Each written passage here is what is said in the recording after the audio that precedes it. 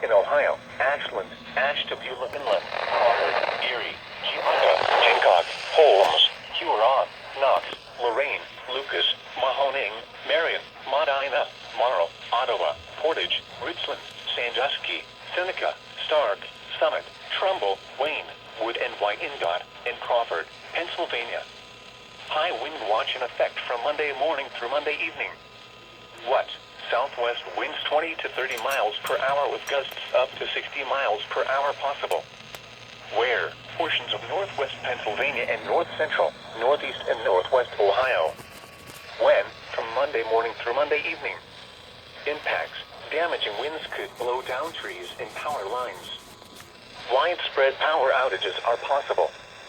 Travel could be difficult, especially for high-profile vehicles on west to east-oriented roadways. Monitor the latest forecast and High wind watch. Fasten loose gets or shelter gets in a safe location prior to the onset of winds.